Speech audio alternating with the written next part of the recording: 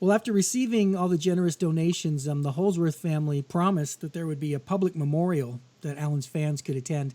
That took place on April 15th, 2018, which was the 1 year anniversary of Alan's departure. This took place at the Phoenix Club in Anaheim, California. And again, I traveled out for that, and I do have a thing or two to say about it, but let's start with your impressions. I mean, you both performed and spoke at the gathering, and I got the sense you were expecting to do one of those things, but not necessarily the other one. Yeah, nobody asked me to speak. I wiggle my fingers okay, but I don't wag my tongue very well most of the time. So Chad was asked to speak, and then nobody asked me. But then Manning said, "Oh yeah, you're going to speak too." I'm like, "Okay." So it was, but I mean, it's it's Al and I have so many stories, memories, Yeah. and so I spoke a little bit. But it was a beautiful experience. And I think when anytime you lose somebody or a loved one or a friend or family member or something, you go through a mourning and healing process that sometimes takes months or sometimes takes years, or sometimes some people they never get over it. But these kind of events really kind of help out the family and help out the friends, and it was a healing moment for me too, to see all the people. There were so many people that came up to me and they just told stories about, oh yeah, I saw you in Cleveland in this year, or I remember the first time I listened to Hard Hat Area and hearing you play, and it's all these different, and then people, and they tell me stories about Alan when they met him, and all these things are good for healing and remembrance, because that's all we have at this moment is remembering all the different things. And that's I'm glad that Manning really helped put that together. Manning and Greg and the girls and everything. They did a lot of work putting all that together.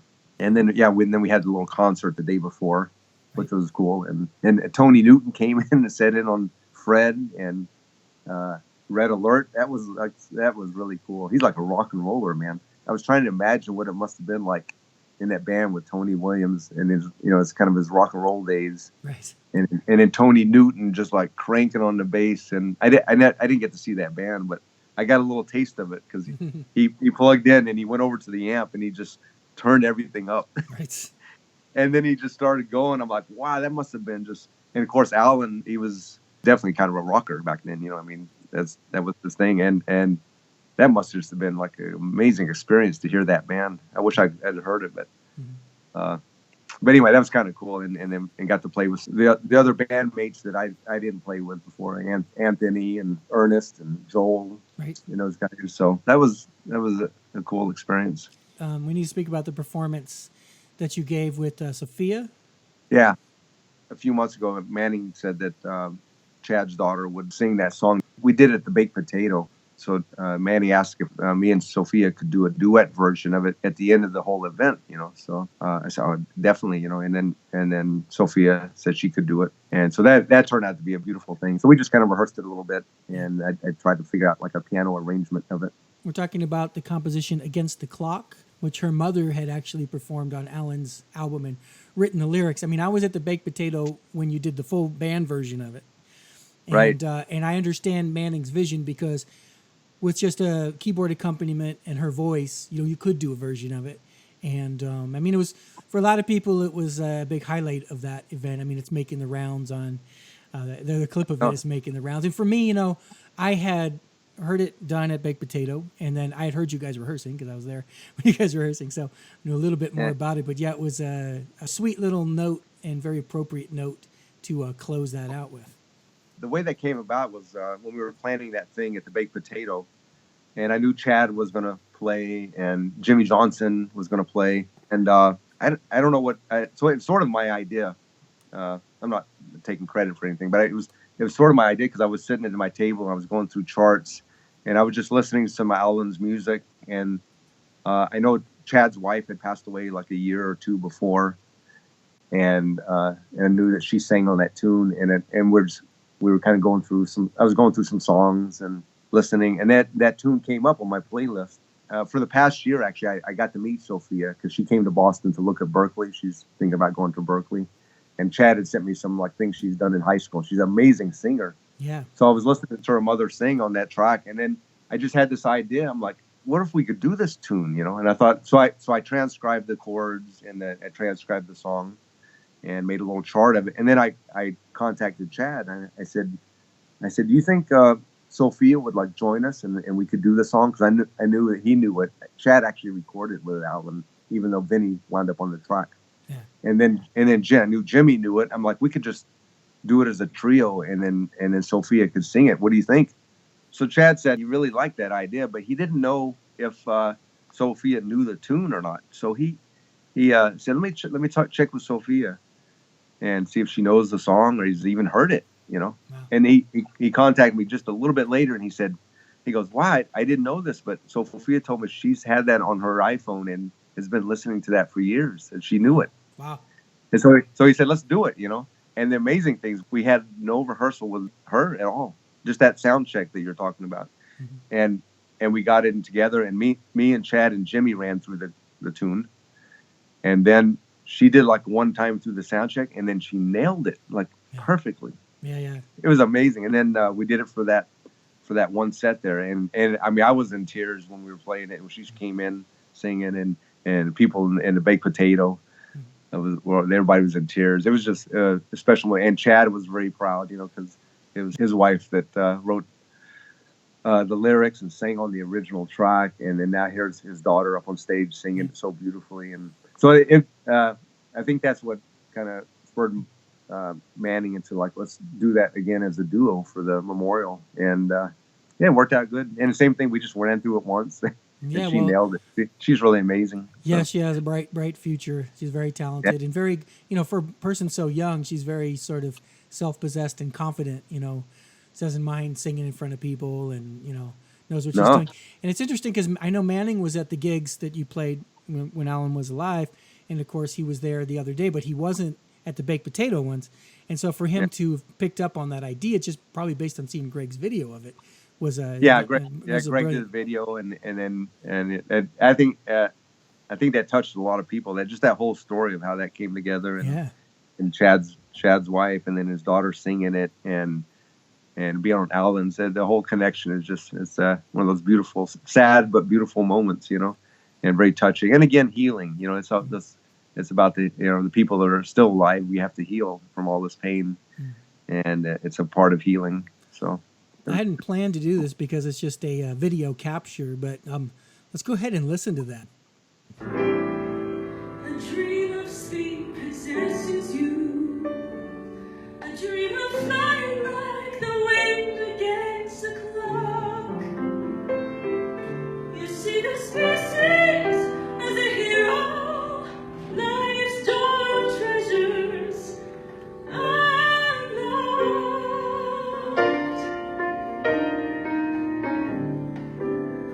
Fragment of reality as you look round and see some old forgotten place.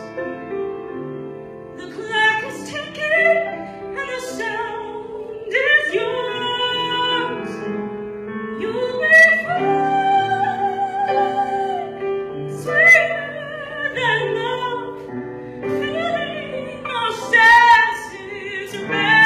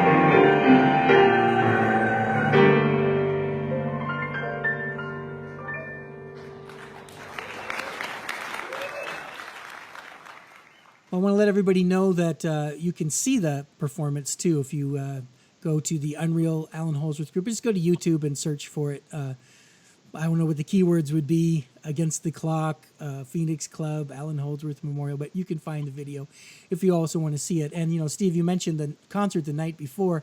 I was a little disappointed because I couldn't go to that. I was recording up in Woodland Hills, my other show.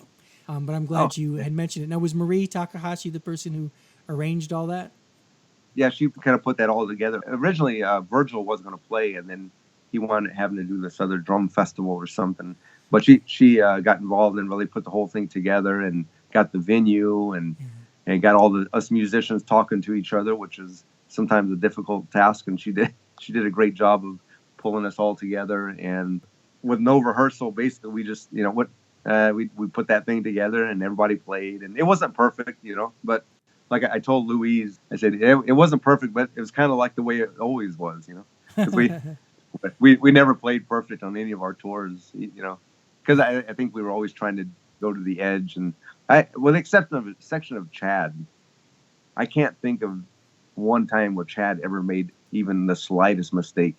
And it may be because his years with Zappa or something, but he was always perfection, always. It wasn't, Alan made tons of mistakes. I would make mistakes. Jimmy Johnson would make mistakes, Schooley. But Chad and Gary Husband would have a little thing, always something, And but Chad would never make a mistake. But so it was a little rough on that Saturday afternoon, but it was, we all enjoyed it. And of course, playing that music is always a treat, and putting it together. So yeah, it was pretty cool to play. And when Tony Newton came up, that was this real special treat.